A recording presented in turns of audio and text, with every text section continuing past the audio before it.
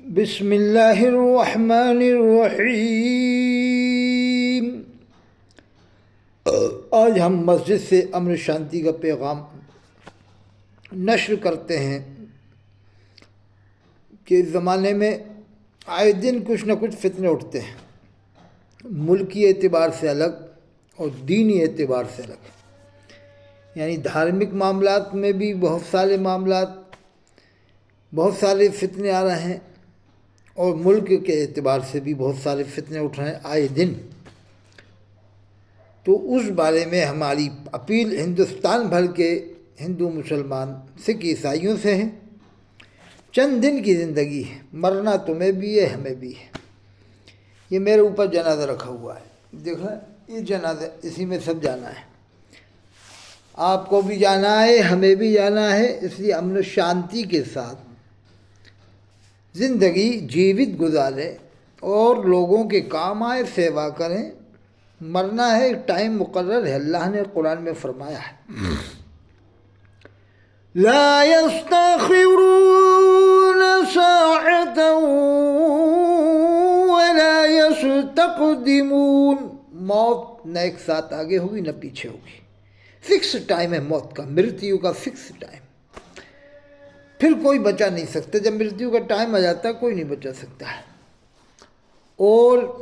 جب مرتیو کا ٹائم نہ آئے، کوئی کتنا ہی دشمن لگا ہو ہزاروں لاکھوں کی تعداد میں،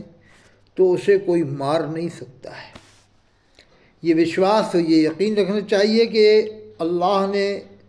مالک نے جو ٹائم لکھا ہے مرتیو کا، بس اسی ٹائم پہ آئے گی، اس سے ایک ساتھ نہ آگے ہوگی نہ پیچھے ہوگی، فکس ٹائم۔ تو ابھی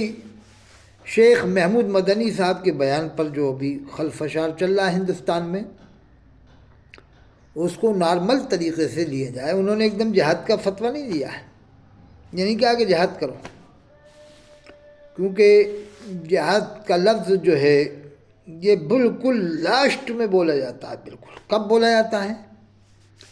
جب نمازوں پر پابندی ہو اور جب مسلمانوں کے تمام حقوق ختم کر دیے جائیں، جب یہ لفظ بولا جاتا ہے، عزت آبرو محفوظ نہ رہے، سرکشا نہ رہے۔ ابھی تو سب کچھ ہے، مسلمانوں کی لڑکیاں کی عزت آبرو بھی سرکشا میں ہے، اور آئے دن مسلمان شیطانیت جو کرتے ہیں، بریلی کا بھی پھر نام آیا، بریلی کا یہ ابھی پھر آیا میرے پاس ہے کہ بریلی میں پھر ایک مردود شیطان مسلمان نے پھر حرامی پن کر دیا۔ کوئی لڑکی ذمہ آتی تھی،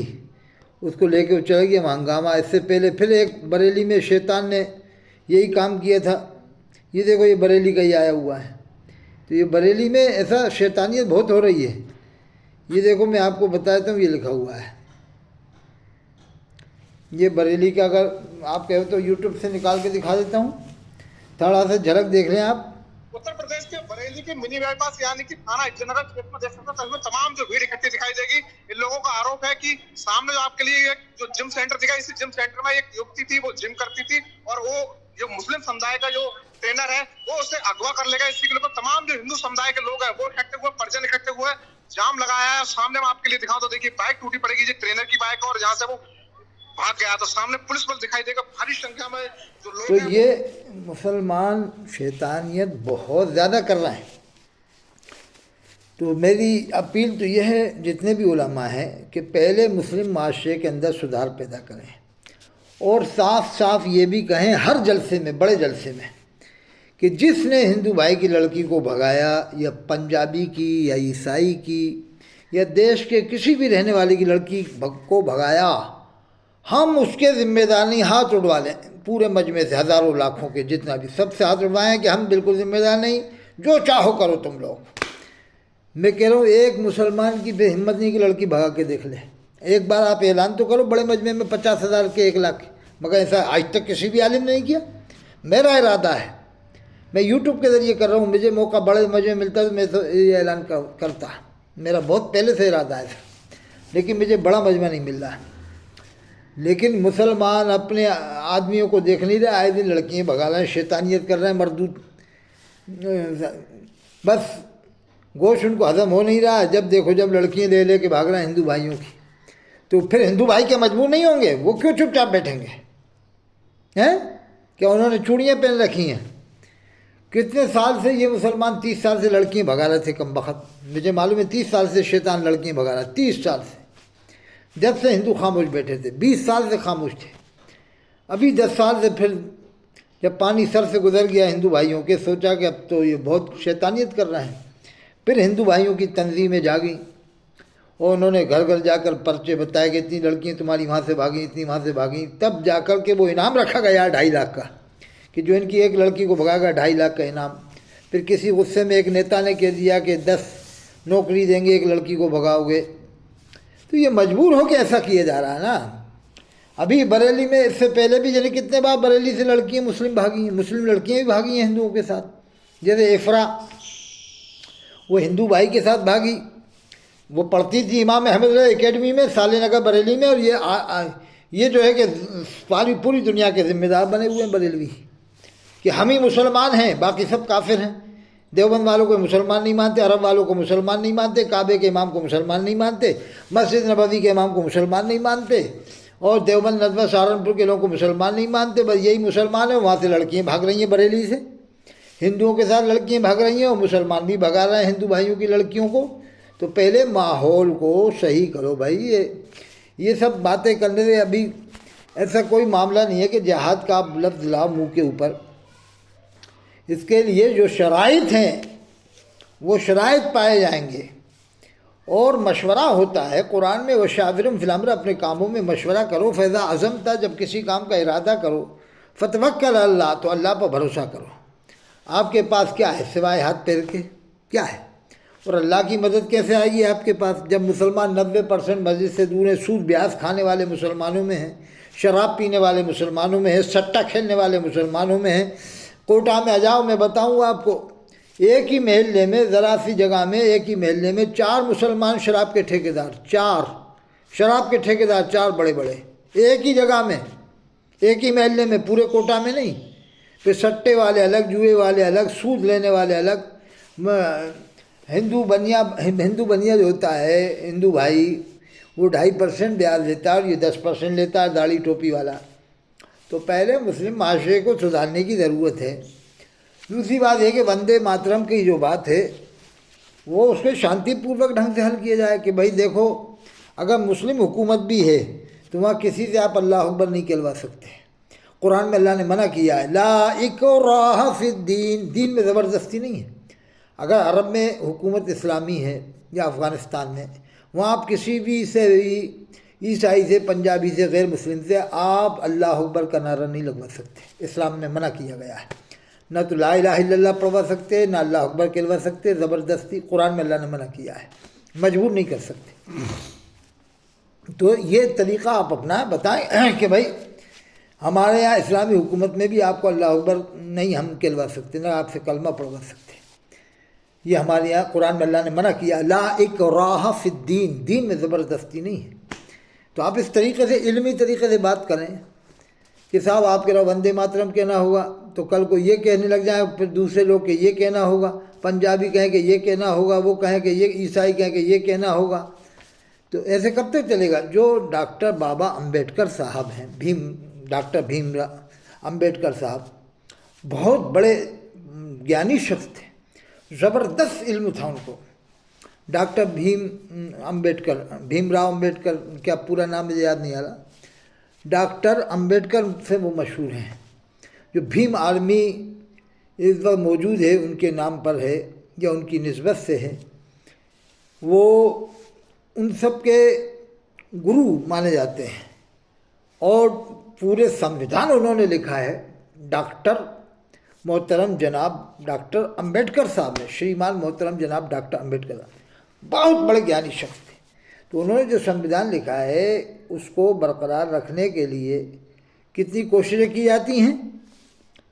تو آپ اگر سموِدھان توڑیں گے، نیم توڑیں گے، تو پھر کوئی کہے گا یہ کرو، کوئی کہے گا وہ کرو، تو پھر سموِدھان کا کیا مطلب رہ جائے گا؟ اس لیے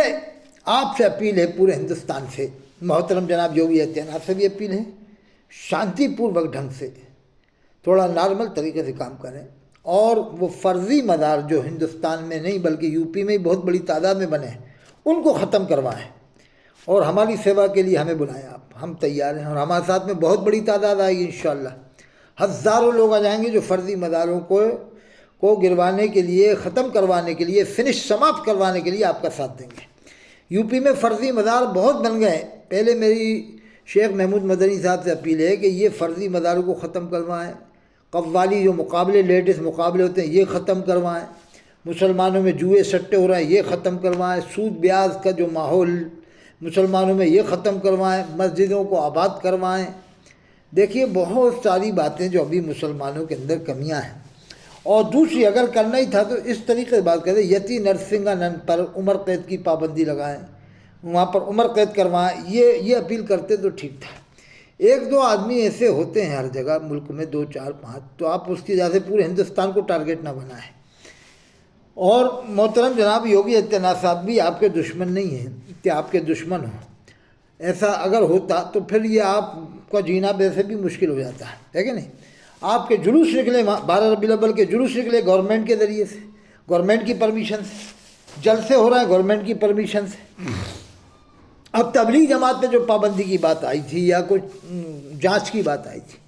تو میری یوگی آدتیہ ناتھ صاحب سے گزارش ہے، تبلیغ جماعت مسلمانوں میں خالی نماز کے لیے ایک ہے بس،